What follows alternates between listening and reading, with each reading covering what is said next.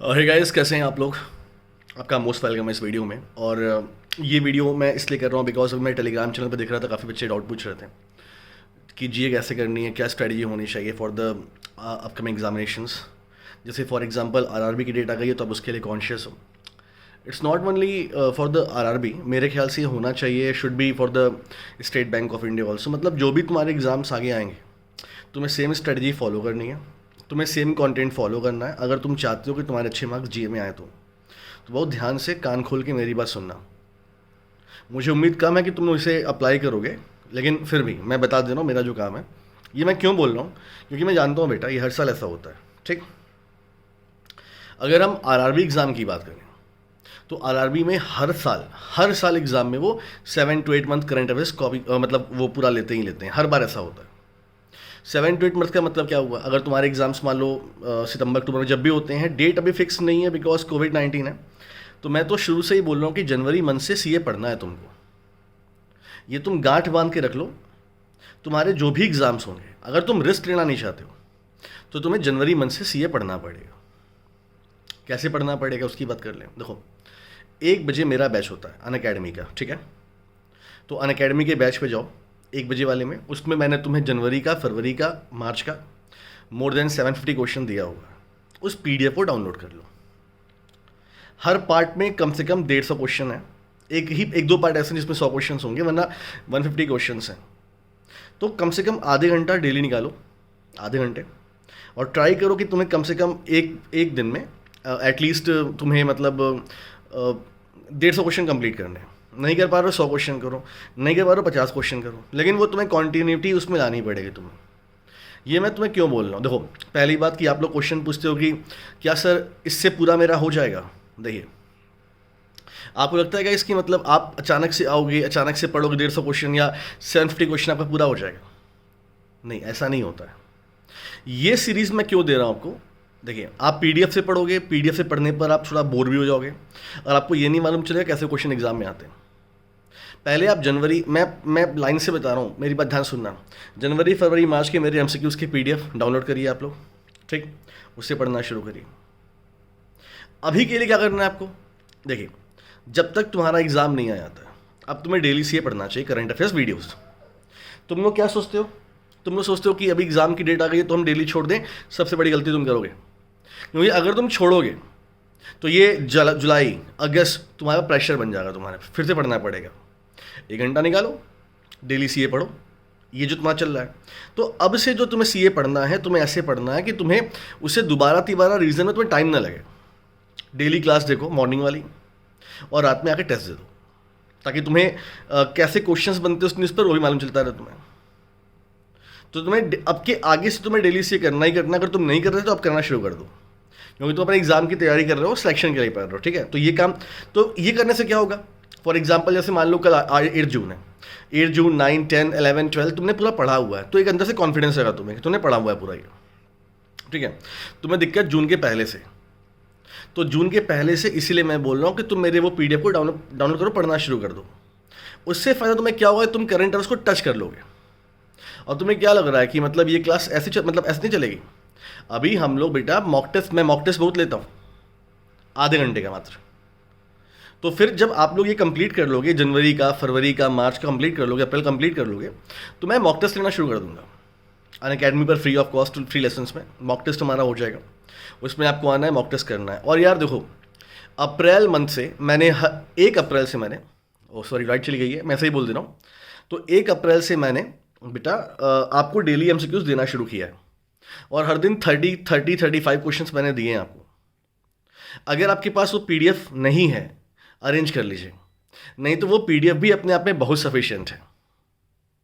वो पीडीएफ भी, क्योंकि हर न्यूज़ को यहाँ से वहाँ से लेकर मैंने वो उसे बनाया हुआ है। तो अप्रैल से तो टेंशन ही नहीं है आपको। अगर आपने डेली अप्रैल से एक मतलब एक होनहार विद्यार्थी की तरह कंसिस्टेंट रहते हुए मेरी बात सुनी थी आपने, तो आपको कोई दिक्कत ही नहीं। दिक्कत तो ये है कि आप बात सुनते ही नहीं हो आप।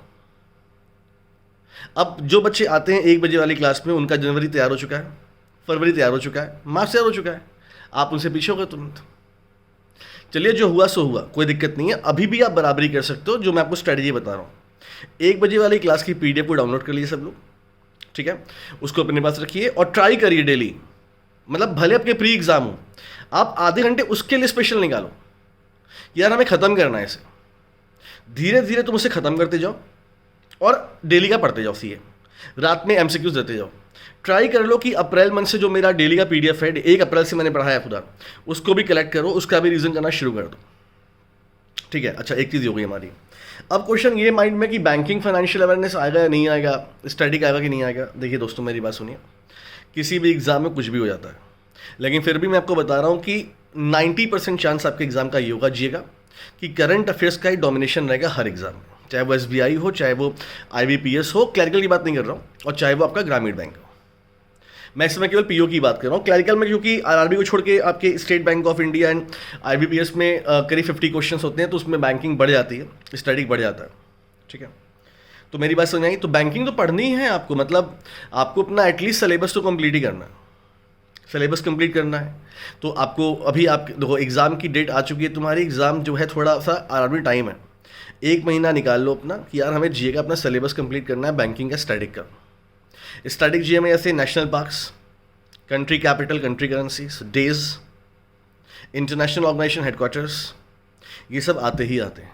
ये 4-5 टॉपिक जो मेन है वो तो आते ही आते हैं तुम्हारे, तो एटलीस्ट उसको भी करना शुरू कर दो, समझ रहे हो। एक स्ट्रैटेजी बनाओ स्टैटिक जीए के लिए कि आज हमें नेशनल पार्क करना है, कल हमें डेज पढ़ने हैं, then country capital, country currency करनी है हमको, एटलीस्ट जो न्यूज़ में वो तो हमें करनी करनी है, जो न्यूज़ में वो तो हमें करनी है, ठीक है दोस्तों, मेरी बात समझ में आई। तो अब इस स्ट्रैटेजी आपकी क्या होनी चाहिए वो मैंने आपको बता दिया। देखिए, आप परेशान हो रहे हैं, थोड़ा सा परेशान मत होइए, करवा देंगे आपको, इतने क्वेश्चंस करवा देंगे कि आपको मतलब हो जाएगा। लेकिन मैं क्वेश्चन तभी करवा पाऊंगा जब आप कुछ पढ़े रहोगे ना, वरना आपको मज़ा नहीं आएगा, मुझे मज़ा नहीं आएगा। तो आप कैसे पढ़ाई कर सकते हैं, एक तरीका मैंने ये बताया। अच्छा, अब ऐसे बच्चे जो बात नहीं मानते हैं उनके लिए मैं बता दूँ, मतलब जो मैंने स्ट्रैटेजी बताई है वो नहीं मानेंगे, मैं जानता हूँ कुछ बच्चे ऐसे हैं, तो उनके लिए स्ट्रैटेजी क्या है, आप मंथली पीडीएफ किसी का भी डाउनलोड कर लो। जैसे मैं तो एग्ज़ाम पंडित का बोलता हूँ, ठीक है। अगर आप मंथली पढ़ने वाले हो तो मंथली पीडीएफ में फ़ायदा ये आपको मिलता है, अगर आप वाकई पढ़ने वाले हैं तो आप कम से कम टाइम में ज़्यादा से ज़्यादा इन्फॉर्मेशन गेन कर सकते हो। लेकिन मंथली पीडीएफ पढ़ना आपको अकेले बैठ के है ना, अकेले बैठ के पढ़ना है, क्वेश्चंस पढ़ने हैं, मतलब पीडीएफ पढ़ना है, वो क्वेश्चन किस फॉर्म में बनेगा उसको भी समझना है आपको। तो अकेले कभी कभी मतलब हम उतना कर नहीं पाते हैं, क्लास में रहते हैं हम तो थोड़ा सा मतलब एक कंपटीशन रहता है तो हम कर ले जाते हैं।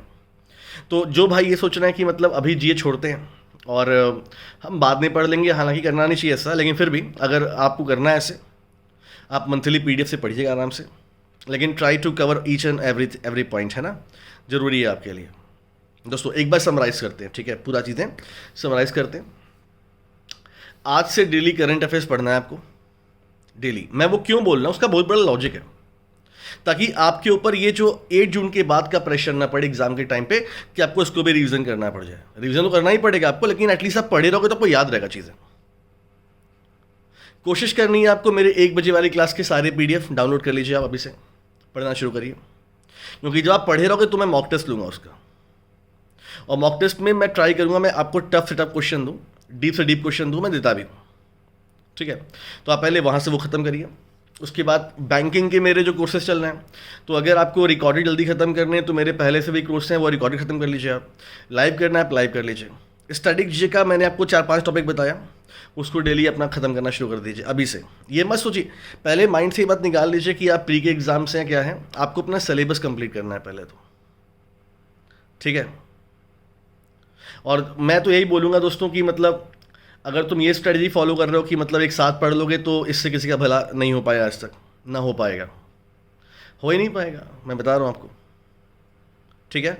मेहनत करनी पड़ेगी, तुम इतना एक बात में समझो, मेहनत करनी पड़ेगी, ठीक है। चलो ये वीडियो मैं बना दिया हूँ, अगर तुम्हें लगता है कि तुम्हारे क्वेश्चंस पूरे इसमें नहीं हुए हैं तो अपने अपने क्वेश्चंस पूछना, तुम्हारे क्वेश्चन कलेक्ट करके मैं फिर से एक वीडियो बना दूंगा, ठीक है। चलो, thank you so much guys, ख्याल रखिए अपना।